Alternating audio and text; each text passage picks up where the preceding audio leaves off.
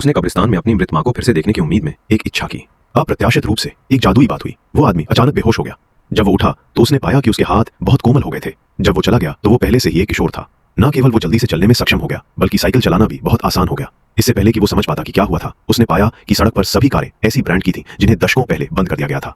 अंत में एक दर्पण के सामने से गुजरते समय थॉमस ने पाया कि वो एक किशोर बन गया था। जल्द ही उसे अपनी मां के बारे में याद आया, जिसे उसने कई सालों से नहीं देखा था। थॉमस घबराए हुए अपने घर के दरवाजे पर आया। ये उसकी मां थी, जिसे उसने 40 साल से नहीं देखा था। उसने आंसू न बहाने की बहुत कोशिश की। थॉमस को वहां बेवकूफी से खड़ा देखकर उसकी मां ने सोचा कि वो बहुत थक गया है और उसे थोड़ी देर आराम करने के लिए कहा। फिर वो अपने कमरे में आया। दीवार पर उसकी पसंदीदा फिल्मों, विभिन्न जानवरों के मॉडल और खिलौनों के पोस्टर और कुछ पॉप संगीत रिकॉर्ड थे। ये थॉमस को बहुत छू गए। बचपन की खूबसूरत यादें फिर से सामने आ गईं। उसकी बहन ने अपने भाई को देखा और सोचा कि वो मूर्ख है। थॉमस को लगा कि ये सब एक सपना है और वो सोने के बाद जाग जाएगा। लेकिन वो रात को खाने तक सोता रहा, लेकिन पाया कि उसके माता पिता और बहन अभी भी उसके पास थे। थॉमस के मन में बहुत सारे सवाल थे।